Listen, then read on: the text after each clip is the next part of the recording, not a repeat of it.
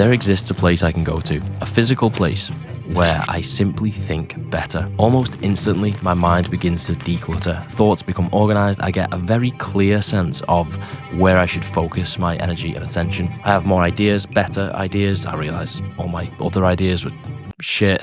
Really, in every way I can subjectively gauge, I just feel less dumb. This place is the shower.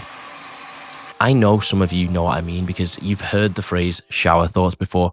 Maybe it started as a light-hearted way to describe the novel or unusual ideas that can sometimes strike a person as they wash. Side note, I think I just described being creative.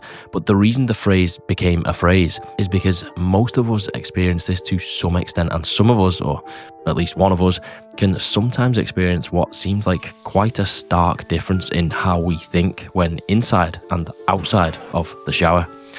This experience led me to ask a question which sounds kind of like a joke, but answering it has improved my life.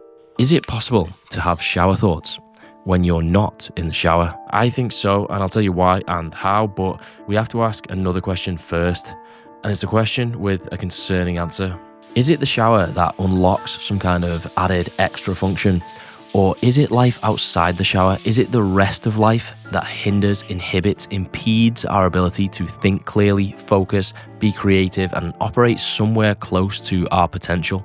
The reason the answer concerns me is because I think it's the latter. It's what we do every day that stifles our ability to think as we should and could, and the only reason the shower is one of the few places we seem to think more clearly is because it's one of the only times you have actual respite from all the everyday activities that make us less able to use our brains.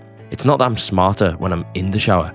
It just feels that way relatively because I'm actually dumber in general.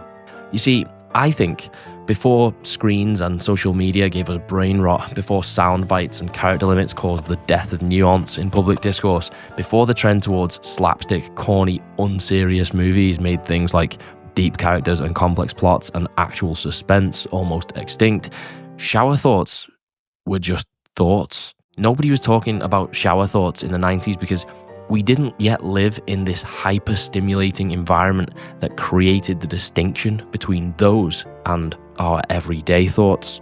I'm going to tell you about the things I've been doing that have helped me focus longer, be more creative, and most of all, to gain a sense of what I would call ordered thought, a clarity that enables me to make decisions with less rumination, think about one thing at a time, and restore a sense of order from what has sometimes felt like chaos. But first, let me emphasize that everything I've just described, that's just normal.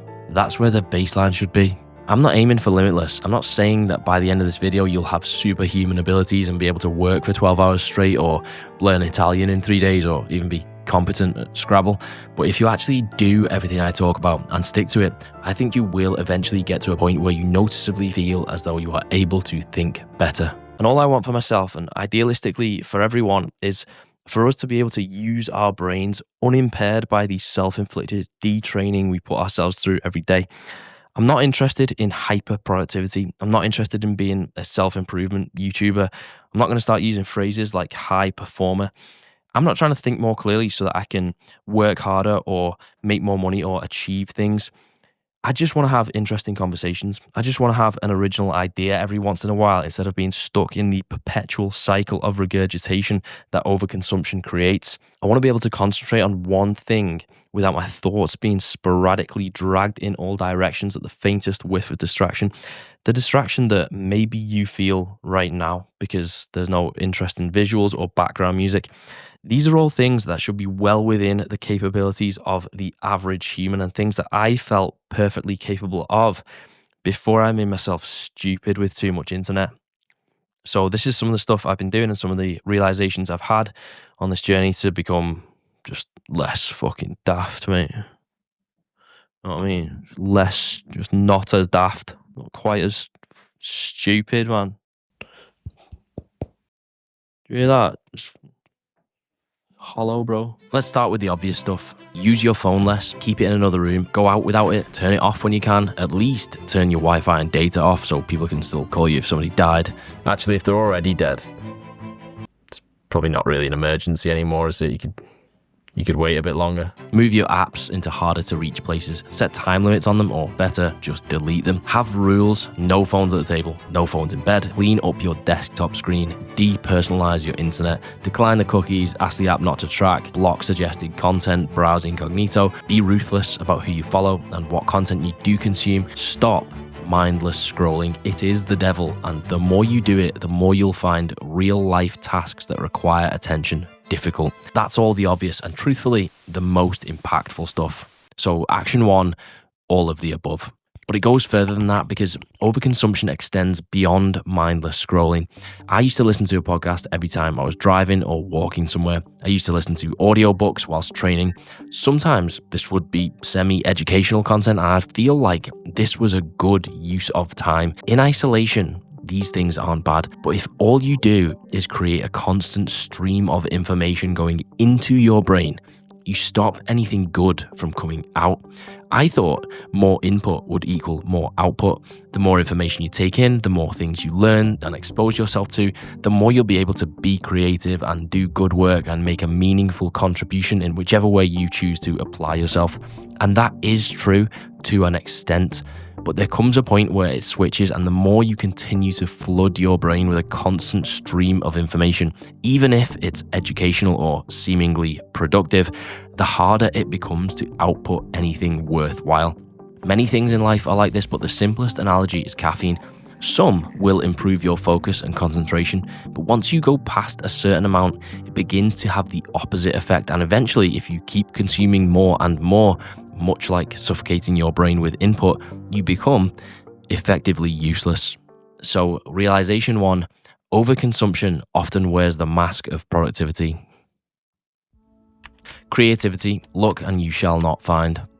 I never found a good idea I was looking for. Trying to force inspiration only scares it away. It can be subtly tempted or delicately encouraged, but it does not respond well to brute force. I don't think a person finds ideas.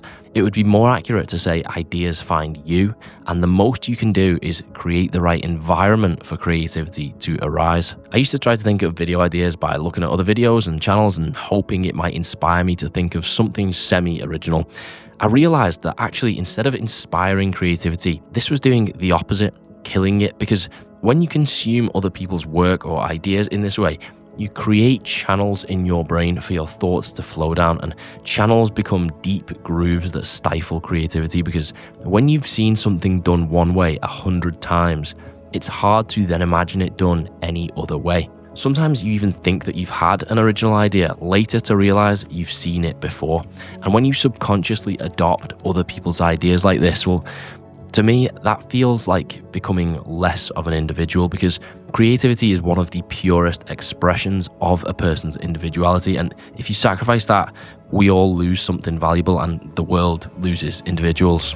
We struggle with the idea of not being able to force creativity because we like to feel we're in control, like we can get up in the morning and make something happen. But some things you cannot make happen, and instead you have to allow to happen. The good news is, if you create the right environment to nurture creativity, enough will hit you that you don't need to go looking. That environment is one where you cease the overconsumption mentioned earlier. It's one where you do everything Google says: eat well, sleep well, exercise, change your environment, listen to some classical music and go for a walk. And crucially, this is the vital point, it's one where you stop being scared of boredom, where you allow yourself to be bored, where you even actively encourage boredom at times, because we have a pretty good response to boredom if we just endure it long enough. It's called daydreaming, and it's good for you, and it's essential if you have a desire to create anything. You know, it can be quite conducive to coming up with ideas. Basic manual tasks, the kind of thing that keeps your hands busy and away from your phone, but that are simple enough that you can do them on autopilot and allow your mind to wander. When you're doing these things, washing the car, doing the dishes, painting your house, sometimes don't listen to a podcast or the radio. Sometimes don't listen to anything. Allow yourself to get bored, sit in it, and wait patiently for what is on the other side of that boredom. Realization 2, to conquer boredom, you must become bored. Action 2, get bored. Okay, some smaller, more practical things. Use a pen and paper more. First, it means less time in front of a screen. Therefore, second, it limits immediate distractions. Third, most importantly, it forces you to be more intentional and thorough with what you write because it's more permanent. Typing can be deleted. Type, delete, type, delete, type, delete. Convenient, but it means you can afford to be much more cursory with which thoughts you crystallize into text. This does not encourage you to fully bake a thought before noting it down. When you write something on paper, deleting creates mess, so you're naturally more thoughtful, measured, and considered with what you do write, and that's a good habit. Realize it's not just social media. Social media apps are not the only culprits. Many are made with addictive elements. It might be where you get your news, it might be where you check your investments, it might be where you peruse houses you can't afford. Scrolling is scrolling, and constantly changing focus from one thing to the next is the crucial element that destroys your concentration. Don't think you're safe just because you're not on Instagram or Twitter. There are many ways to give yourself brain rot. They are the worst ones, but not the only ones. Work on something long term. It doesn't really matter what it is. Having something, anything that you can gradually add small bits of work to every day or every week habituates you into a longer term mindset. I changed how I approach videos, partly because I'm lucky enough to be able to, but you can do anything. Write a poem, paint some figurines, build a thing out of wood.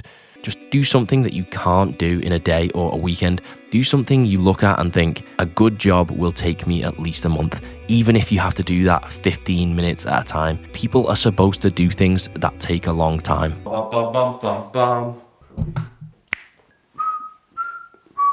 So the irony here is that I probably didn't say anything in this video that you don't already know, but knowing and doing are different. All I can say is, for me, it has been worth it. I'm not cured. I'm still shit at Scrabble.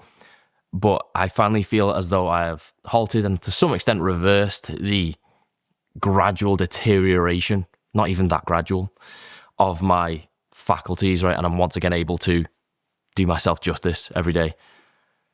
You have one brain, don't you? Just don't fuck it.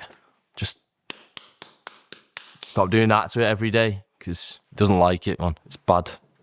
Bad for your head.